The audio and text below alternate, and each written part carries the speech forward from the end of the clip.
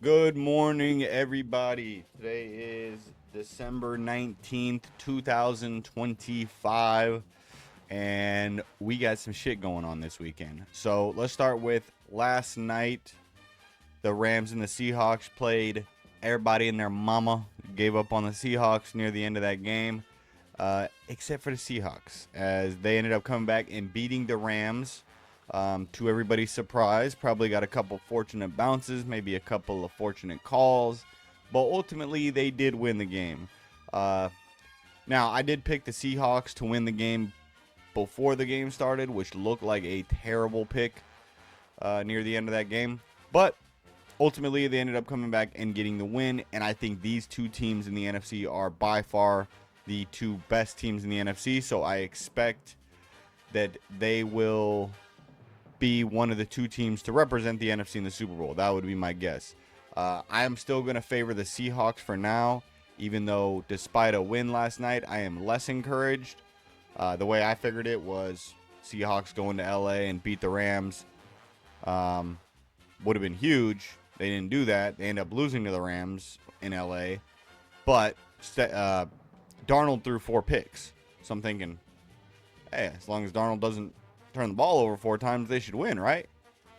Well, I think he turned it over 3 times last night, and they won. So turns out that prediction was right. I just thought that maybe Sam would have a game where he didn't turn the ball over so much, which didn't end up happening. So when these two teams meet in the playoffs, I would expect it to come down to the same thing. If Sam Darnold throws or fumbles, if he has 4 turnovers or more, I would expect the Seahawks to lose. If he has 3 turnovers less, I would expect the Seahawks to win. Uh, I don't know if that's necessarily how it'll work out come playoff time, but that does seem to be the trend that we're looking at here. So that's that for the NFL. Later on this week, and we'll review these games a little bit more in detail once we get closer to Sunday and Saturday, even because there is a game Saturday night. So let's take a look at some of those Saturday and Sunday games. As we can see last night, Seahawks ended up getting the win by 1 point after going for 2 to get the win in overtime. Eagles are going to play the Commanders on Saturday night. That should be a beatdown for the Eagles, putting it on the Commanders. I don't think the Commanders are too invested in the rest of this season. The Packers will then play the Bears after that tomorrow night, which is the real Saturday night game that we're all looking forward to. That should be a barn burner. I will give you guys my picks tomorrow on that one. And then we have the Sunday slate. You know, we can kind of go over these later on when we get closer to Sunday. But that is what we have to look forward to from the NFL side of things. Back to tonight, though. We do have some games going on outside of the boxing match, which we're going to get to.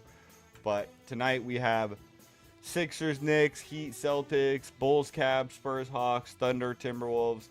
Nothing too crazy, but I did want to highlight here at the bottom this Thunder T-Wolves game. Shai Gilgeous-Alexander and Anthony Edwards seem to have a little rivalry brewing.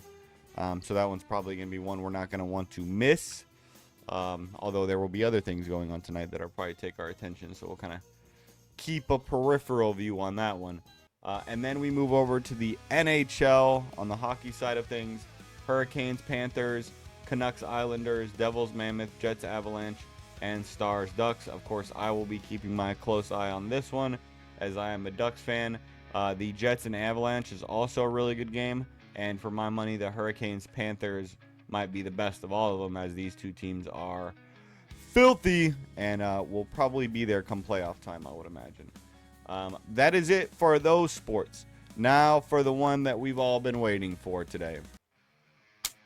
We have Anthony Joshua against Jake Paul. And of course, we do have other events as well, such as the one that other people the ones that other people care about is really just the Anderson Silva and Tyron Woodley fight. We have some other fights surrounding that, and then Jake Paul versus Anthony Joshua.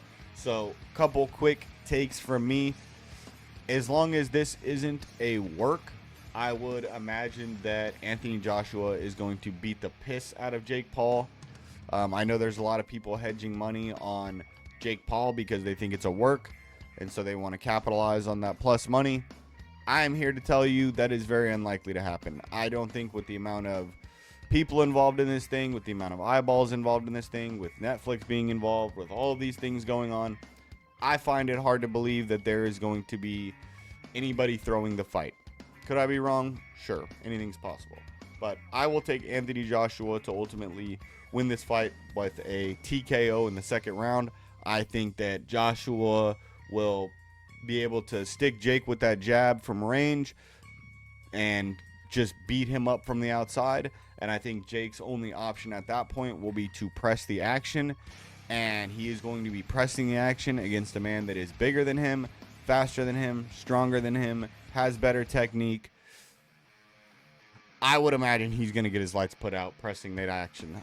He could get his lights put out. It could be a TKO. Not 100% sure. If he decides to really stand on business and just try to really go for that knockout on Joshua, which is his only chance. He's going to have to land something on Joshua in a phone booth in order to put him out. And that's the only way I see him winning the match. So if he does do that, which is his best shot, I think there's a decent chance that he gets his lights put out by Joshua in return from a counter. If he does what I expect him to do, which is not stand on business, because I don't think Jake will do that. I think he will realize very quickly that he's going to get hit very hard if he gets in the phone booth with Joshua, and I think he'll kind of back away. And I think that Joshua will ultimately pick him apart and eventually put that beat down on him in the second round, and that'll be the end of the match. So that is my guess. That is how I see things going. How do you guys see things going? Do you think Jake Paul has a chance? I know there's a lot of you that are rooting for Jake Paul because you want the whole boxing world to be flipped on its head.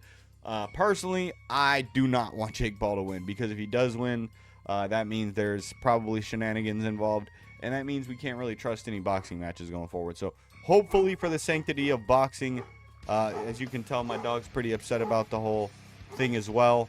But that is it for now. I love you guys. I will see you soon. We will be live broadcasting the event tonight. Of course, I cannot play the event itself, but we will have a bunch of people in a room chatting, talking, having a good time, laughing about the match, hopefully laughing at Jake Paul's expense. And if you guys would like to catch that, it will be live here on this channel on YouTube for you guys to see. So come hang out with the gang. If you ain't got anybody else to hang out with during the match, you're more than welcome to come hang with our crew by tuning into our live YouTube channel. So that is it for me for today. I will see you guys on the flip side. I love you very much. Peace out.